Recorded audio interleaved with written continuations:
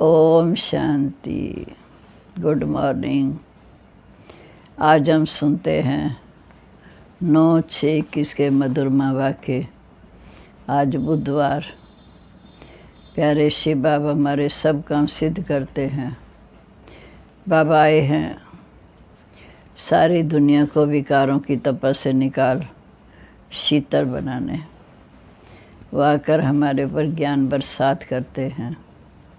बाबा कहते कि बच्चे बाप की याद में बैठे हैं, सोचते हैं रूहानी बाप आकर हमें रिफ्रेश कर शीतल बनाए, क्योंकि कामचिता पर बैठ काले भस्म हो गए हैं। बाबा कहते कि बाप को याद करते हैं, पर बरसात पड़ने से शीतलता आती है ना, तो धरती शीतल हो जाती। ये भी ऐसी बरसात है ये ज्ञान की। सारे कलम में एक ही बार बाप आकर शीतल बनाते हैं। इतना सब कुछ देते हैं, इतना शीतल बनाते हैं जो सतयुग में किसी चीज़ की आवश्यकता नहीं होगी। हर चीज़ भरपूर होगा, मौसम भी बाहरी होगा, हर बार शीतल होगी। इस समय बाप आए हैं, इतना शीतल बनाते हैं जो 21 जन्म तक शीतल ही रहेंगे। वहाँ ना बरसात होगी, ना किसी चीज़ की इच्छा होगी। फिर बाबा ने कहा कि दुनिया वाले गाते हैं मैं गुलाम तेरा। इस समय बाप कहते मैं तुम्हारी सेवा में तुम्हारा गुलाम बनकर आया हूँ। पति दुनिया में एक भी पावन नहीं हो सकता, और पावन दुनिया में एक भी पति नहीं हो सकता। फिर बाबा ने कहा कि इस समय सब ज्ञान सुनते हैं, पर ये ज्ञान उनको अच्छा लगेगा जो सतयुग त्रेता में आने वाले हैं। तुम ब्राह्मण वर्ण ही फिर जाकर देवता वर्ण में जाते हो। ब्राह्मण वर्ण अर्थात ब्राह्मण धर्म की स्थापना। इस समय बाप आकर ब्राह्मण धर्म की स्थापना करते हैं।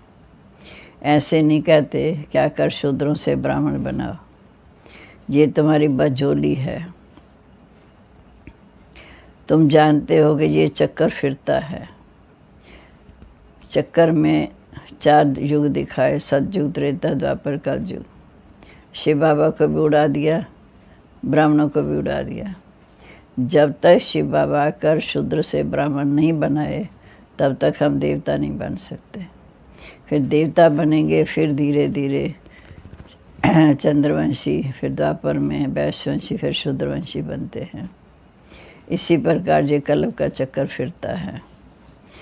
बाबा ने फिर कहा कि दुनिया तो बदलनी है, क्योंकि सारी दुनिया बहुत पतित विकारी बन गई है। यहाँ पर बहुत दुखी हैं, बच्चे पुकारते हैं मैं आकर तुम्हें इतना सुखी बनाता हूँ जो 21 जन्म तो क्या 21 पीढ़ी तक तुम्हें कभी कोई दुख का नाम निशान नहीं होगा। बाप आकर हमें इतना ऊंचा मर्तबा देते हैं। फिर बाबा ने कहा जैसे उस पढ़ाई में पढ़ते इनकम होती है, लेकिन बाबा की जो पढ़ाई हम पढ़ते हैं, ज्ञान रतन जो सुनते हैं, इससे इतनी ऊंची कमाई होती जितनी कमाई और कोई कर ही नहीं सकता। सतयुग त्रेता 21 जन्म में तुम माला माल रहते हो। फिर बाबा ने कहा कि बाप इतना ऊंचा है, लेकिन निरंकारी कितना है, उसमें कभी भी अहंकार नहीं। सदा वो देही मानी रहते हैं। आकर इतनी ऊंची सेवा कर हमें देवता बनाकर राजभाग दे, फिर स्वयं वानप्रस्थ अवस्था में बैठ जाते हैं। फिर द्वापर युग में आकर सबकी इच्छाएं पूरी करते हैं। भक्ति मार्ग की उनको जैसे वो इच्छा रखते हैं उस प्रकार उनको साक्षात्कार कराते हैं। तो इस समय बाप आकर हमें राजयोग सिखाते हैं, जिस राजयोग से हम विश्व महाराजा विश्व महारानी बनते हैं। कहते भी हैं कि इसने 5 जन्म में कुछ ऐसे कर्म किए जिससे इतना ऊंचा पद पाया। अब हम सुनते हैं आज के मधुरमा वाक्य। बाबा कहते मीठे बच्चे, बाप आए हैं सारी दुनिया से विकारों की तपत बुझाए सबको शीतल बनाने। ज्ञान बरसात शीतल बना देती है। प्रश्न है, कौन सी तपत सारी दुनिया को जला रही है? काम विकार की तपत इस समय सारी दुनिया को जला रही है। सब काम अग्नि में जलकर भस्म हो गए, काले हो गए। तो बाप ज्ञान वर्षा से उन्हें शीतल बनाते हैं। जैसे बरसात पड़ने से धरती शीतल हो जाती है, तो इस ज्ञान वर्षा से 21 जन्म के लिए तुम शीतल बन जाते हो। किसी भी प्रकार की तपत नहीं रहती। तत्व भी सतो प्रधान बन जाते हैं, वह भी तपते नहीं। ओम शांति। रूहानी बच्चे किसकी याद में बैठे हो? तो ज़रूर अपने रूहानी बाप की याद में बैठे हैं ना। रूह अपने परमपिता परमात्मा की याद में बैठी है। आत्मा अपने पिता परमात्मा को याद करती है। हमको रूहानी बाप आकर रिफ्रेश कर शीतल बनाते हैं, क्योंकि कामचिता पर बैठ इस समय भारत जल मरा है। गाते भी हैं तपत बुझाए। तपत काहे की? काम विकार की। बहुत तपत होती है तो मनुष्य मर जाते हैं। इस कामचिता की तपत में भारत एकदम जल मरा। इसे बाप को याद करते हैं कि बाबा आओ आकर हमें शीतल बनाओ। बरसात पड़ने से शीतलता हो जाती है, धरती शीतल हो जाती है। और ये तो है ज्ञान की बरसात। एक ही बार आकर इतना शीतल बनाते हैं, इतना सब कुछ दे देते जो सज्जू में किसी भी चीज़ की उत्कंठा नहीं रहती। इतना भरपूर कर देते हैं जो सज्जू में किसी भी चीज़ की उत्कंठा इच्छा नहीं रहती। आधा कल्प उत्कंठा में रहते हैं। बाबा आकर हमें शीतल बनाओ। पतित पावन बाप आकर हमको शीतल बनाए। इस ज्ञान वर्षा से अथवा सारी दुनिया शीतल हो जाती है। तुम स्वर्ग के मालिक बन जाते हो। मनुष्य मरते हैं तो कहते हैं ना स्वर्गवासी हुआ। ये तो सिर्फ मुख मीठा करते हैं। तुम जानते हो कि स्वर्ग की अब स्थापना हो रही है। बाबा आया हुआ है, ये ज्ञान वर्षा कर रहे हैं। शीतलता का असर 21 जन्म रहता है। इस समय बाप आकर हम आत्माओं के ऊपर ज्ञान वर्षा कर रहे हैं। फिर इस शीतलता का असर 21 जन्म सतयुग त्रेता तक रहता है। वहाँ न बरसात ना किसी चीज़ की इच्छा रहती, सदैव बाहर ही बाहर रहती। वहाँ कोई भी प्रकार का दुख नहीं होता। सूर्य भी सतो प्रधान बन जाता है, कभी तपन नहीं दिखाते। तुम सारे विश्व के मालिक बन जाते हो। अभी तो गुलाम हैं, माया के गुलाम हैं। गाते हैं मैं गुलाम तेरा।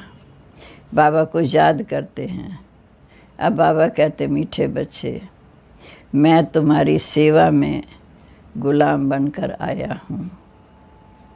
तुम बच्चों की सेवा करता हूँ।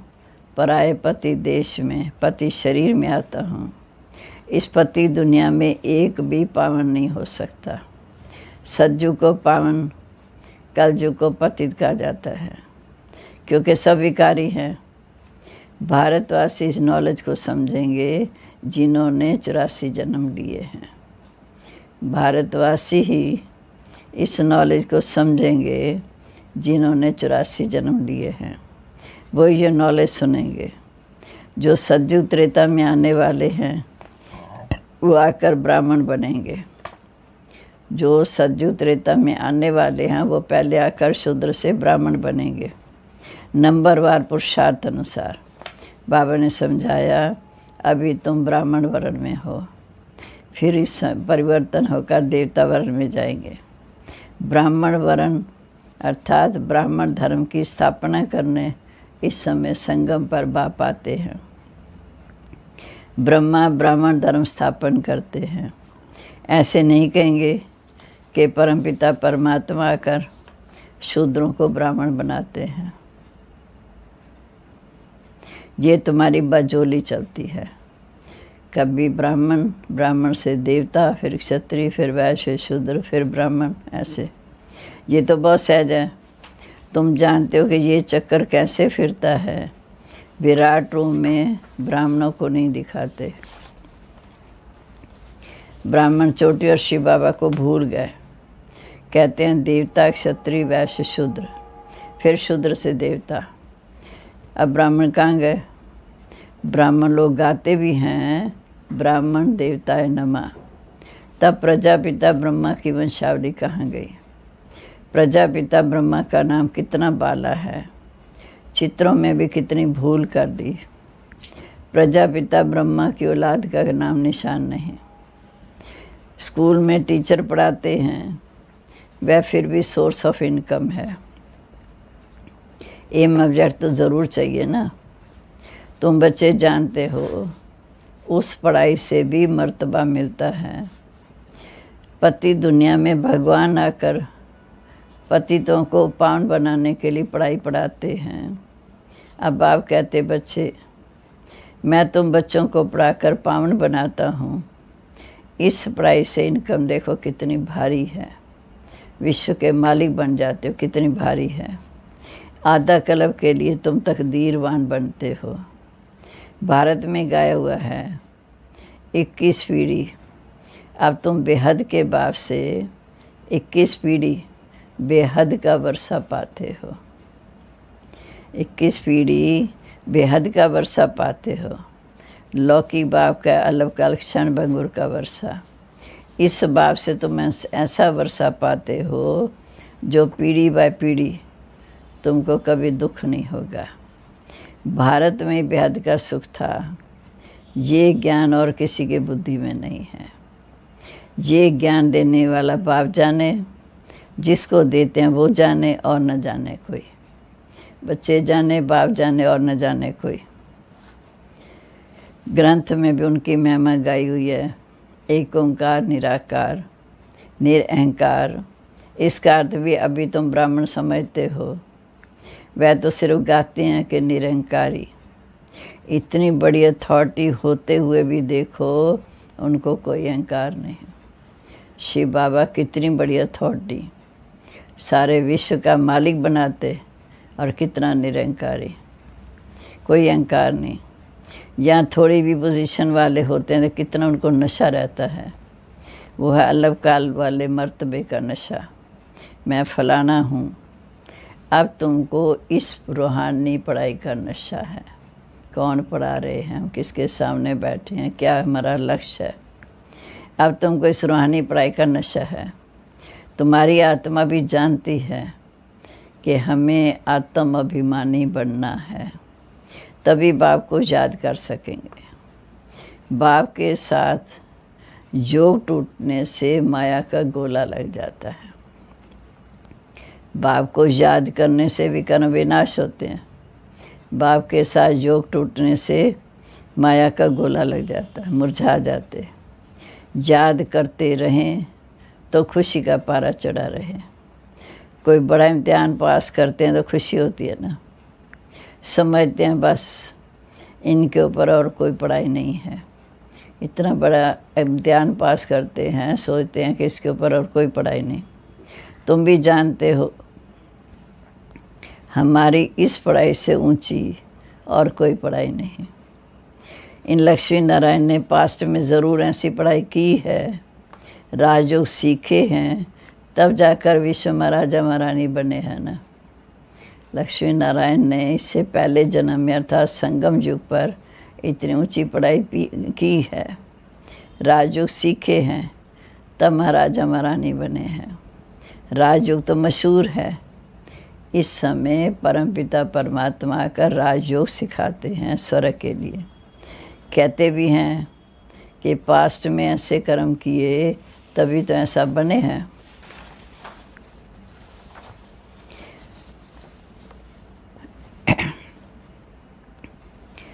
बाकी तो कई ऐसे हैं जो मच्छरों सदृश जाएंगे, वो तो कोई खुशी नहीं, आया और गया। मनुष्यों की महिमा गाई जाती है। ये मंदिर किसके हैं? जो शुरू से लेकर पाठ बजाते आए हैं, उन्हों के यादगार बनते आए। जो पिछाड़ी में आते हैं उनका क्या यादगार है? कुछ भी नहीं। तुम्हारा कितना भारी यादगार है, सतयुग कितना भारी यादगार है। सबसे जास्ती तुम पाठ बजाते हो। तुम अपनी प्रारब्ध का टाइम पूरा कर, जब भक्ति मार्ग में आते हो तब भी तुम्हारे यादगार मंदिर बनते हैं। शिव बाबा के मंदिर पहले शुरू होता, फिर और धर्म आते हैं, उनका धर्म स्थापन होता। तुम अपनी हिस्ट्री ज्योग्राफी को भी जानते हो और सब धर्म वालों को भी जानते हो। 84 जन्मों की सीढ़ी भी जानते हो। पहले तुम स्वर्ग में आते, फिर उतरते कैसे, ये भी तुम्हारी बुद्धि में है कि जन्म मरण के चक्कर में आते आते कैसे नीचे उतरते हैं। हर एक जन्म में भिन्न भिन्न नाम रूप वाले मित्र संबंधी मिलते हैं। ये सब ड्रामा में तुम्हारा पार्ट पहले से ही नोंदा हुआ है, क्योंकि इस जन्म में शरीर छोड़ेंगे, दूसरे जन्म में जाएंगे तो वहाँ सब कुछ नया होगा। ये बेहद का ड्रामा है जो हूबहू रिपीट होता है। तुम जानते हो हम 100 देवी देवता थे जो 84 जन्म ले शूद्र बने, फिर हम 100 देवी देवता बनते हैं। मनुष्य तो कह देते आत्मा सो परमात्मा। वास्तव में हम 100 का अर्थ ये है कि हम आत्मा ही 100 देवता, 100 फिर क्षत्रिय, 100 फिर वैश्य, फिर शूद्र से 100 ब्राह्मण, कल्प पहले वाले। वो तो कह देते आत्मा सो परमात्मा, परमात्मा सो आत्मा, रात दिन का फर्क है। तुम अभी इन बातों को जानते हो। तुम अभी पांडव बने हो। पांडव था रास्ता दिखाने वाले।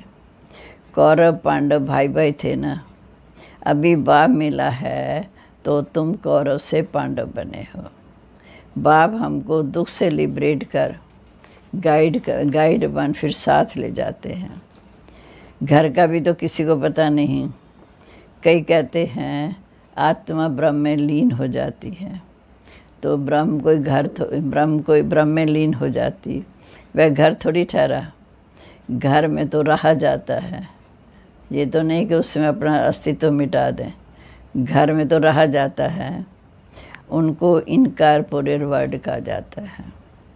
अब तुम बच्चे जानते हो हम निराकारी आत्मा निराकार वर्ल्ड में बिंदी मिसल निवास करते हैं। वहाँ भी निराकारी झाड़ है। ये ड्रामा बना हुआ है। बीज और झाड़ को जानना है। इसका नाम है वैरायटी धर्मों का झाड़। ये मनुष्य सृष्टि है, इसका बीज रूप बाप है। मनुष्य सृष्टि रूप का झाड़ का बीज शिव बाबा है। कितनी वैरायटी है, हर एक धर्म वाले के फीचर्स न्यारे। फिर जहाँ भी एक ही शक्ल ना मिले दूसरे से। ये भी ड्रामा बना हुआ है। कल्प की आयु भी 5000 वर्ष है।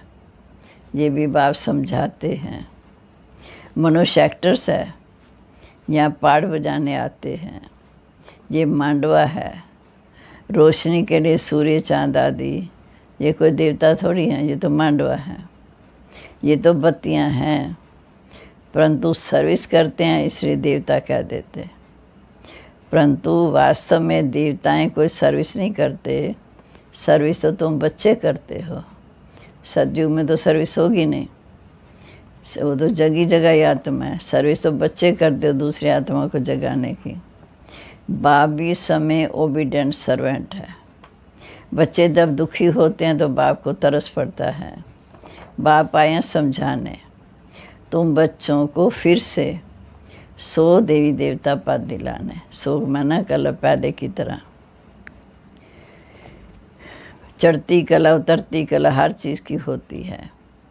पुरानी दुनिया को तमो प्रधान, नई दुनिया को सतो प्रधान कहा जाता। हर एक चीज़ नई सो पुरानी होती।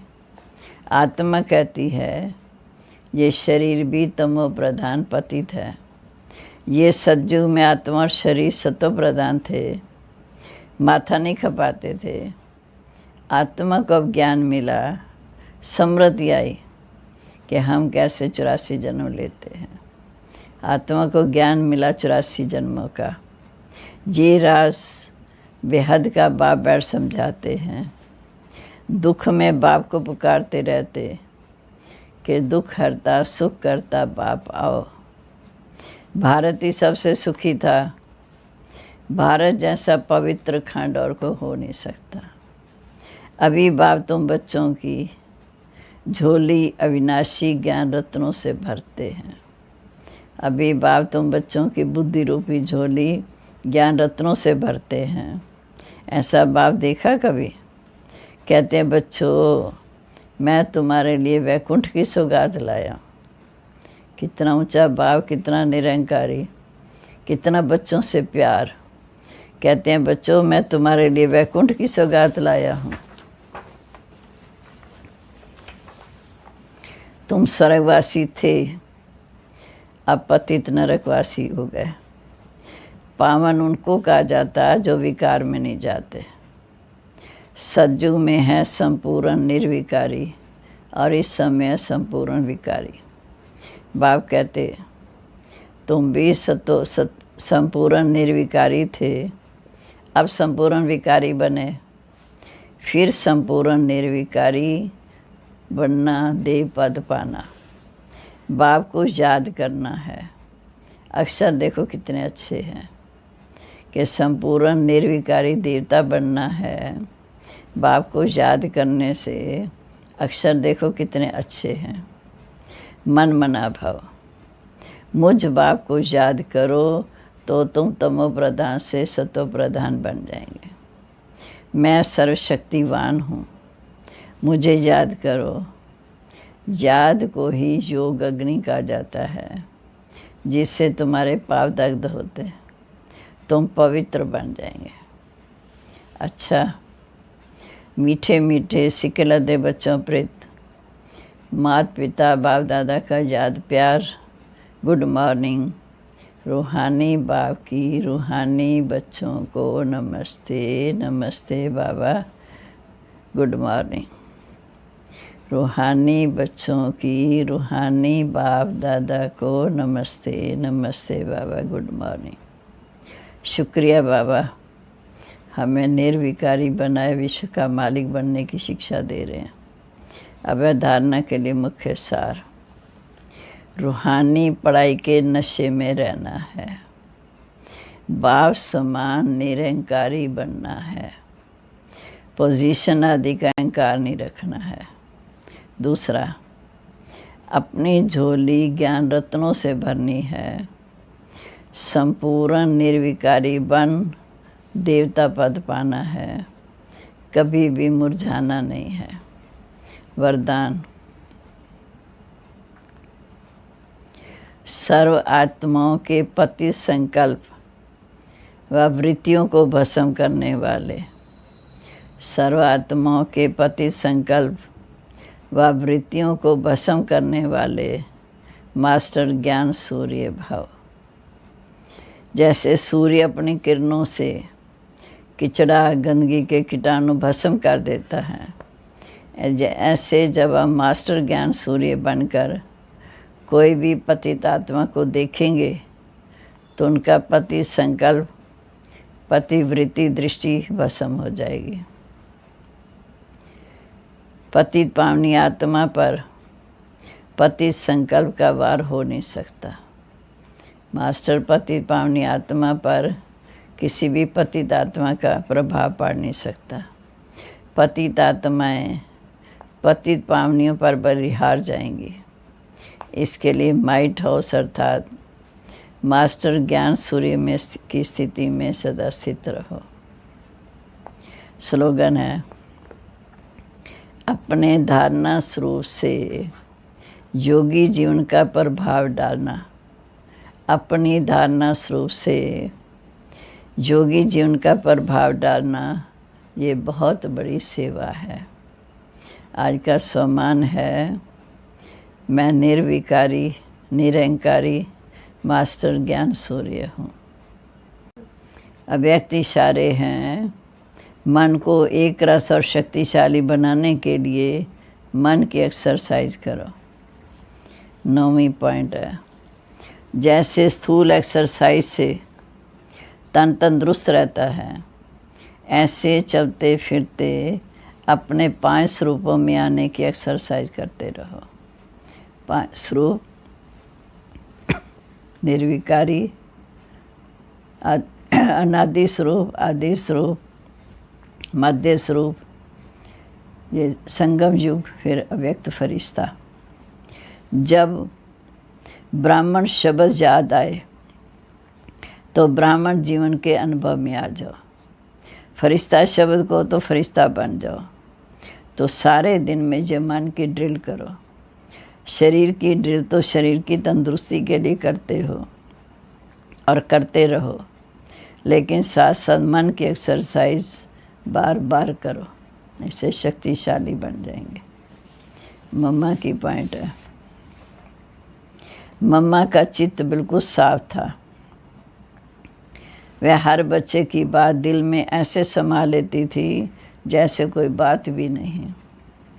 हर एक की कमी कमज़ोरी को अंदर समा लेना और उसको स्नेह की शक्ति से चेंज कर देना, किसी का गुण चित्तवन ना रहे, इसमें मम्मा के समान बनना है।